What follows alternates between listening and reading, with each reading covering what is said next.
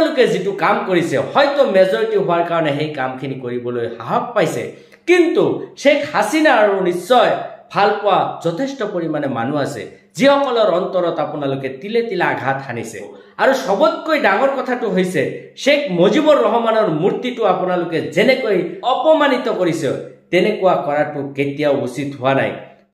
মাত্ৰ 2 দিনমান সময় হৈছে হাজাৰ হাজাৰ মানুহৰ মনত খুবৰ জাগৰণ জাগি উঠিছে এয়া চাওক মানুহবিলাকে কি কৈছে ছাত্ৰসকলে আজি কি উপলব্ধি কৰিছে এয়া চাওক দখল বিল্ডিং দখল টিভি চ্যানেল দখল লঞ্চঘাট দখল খেয়াঘাট দখল মিল ফ্যাক্টরি দখল এইটা কোন বাংলাদেশ এই বাংলাদেশের জন্য কি আমরা বিপ্লব করেছি দেশে যা চলছে এটা তার একটু নৈরাজ্য চলছে এই নৈরাজ্য চলতে পারে না এখনই মার্কেট দখল বিল্ডিং দখল টিভি চ্যানেল দখল লঞ্চঘাট দখল খেয়াঘাট দখল মিল ফ্যাক্টরি দখল স্টুডেন্টদের পাশে আমরাও ছিলাম কিন্তু কোনো কিছু অতিরিক্ত ভালো না লুটপাট ভাঙচুর দেশটা কি আবারও স্বাধীন হইছে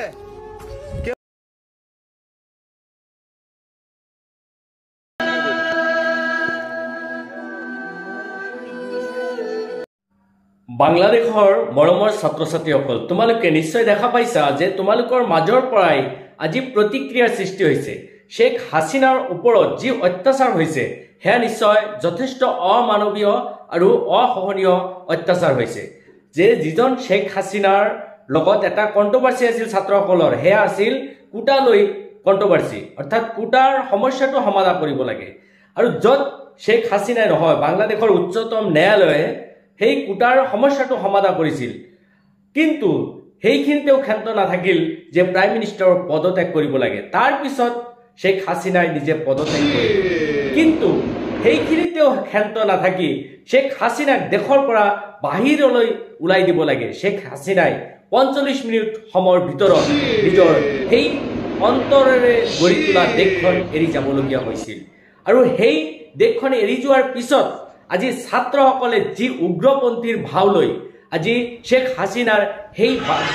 সৰকাৰী বাসভৱনত যি অত্যাচাৰ কৰিছে সেই অত্যাচাৰখিনি কিন্তু সঁচাকৈ যথেষ্ট অমানৱীয় আৰু যথেষ্ট পৰিমাণে হেয়া সন্ত্ৰাসী অত্যাচাৰ বুলি ক'ব লাগিব আজি তেখেতসকলে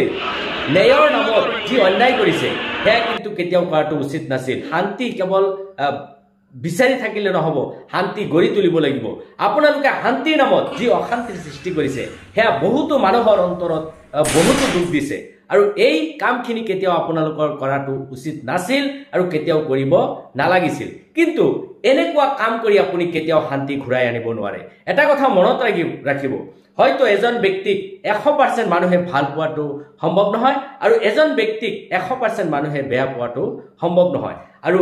আপোনালোকে যেটো কাম কৰিছে হয়তো মেজৰিটি হোৱাৰ কাৰণে সেই কামখিনি কৰিবলৈ সাহস পাইছে কিন্তু শেখ হাসিনা আৰু নিশ্চয় ভাল পোৱা যথেষ্ট পৰিমাণে মানুহ আছে যিসকলৰ অন্তৰত আপোনালোকে তিলে তিলে আঘাত হানিছে গতিকে এয়া কেতিয়াও এজন মানুহ হিচাপে কৰাটো উচিত নহয় এয়া মানুহৰ কাম নহয়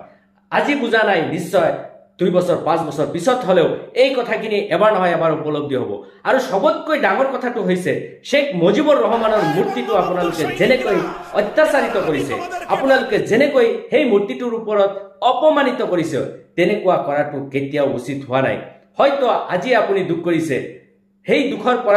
পৰাজিত আপোনাৰ দেউতাকে কেতিয়াও ভোগ কৰাটো উচিত নহয় এয়া নিশ্চিত কথা গতিকে আজি বাংলাদেশৰ ছাত্ৰসকলে যি ধৰণৰ আচৰণ কৰিছে হেয়া আমাৰ সমাজৰ কাৰণে আমাৰ বৰ্তমান পৃথিৱীৰ কাৰণে যথেষ্ট অশোভনীয় সংকেত বুলি ক'ব লাগিব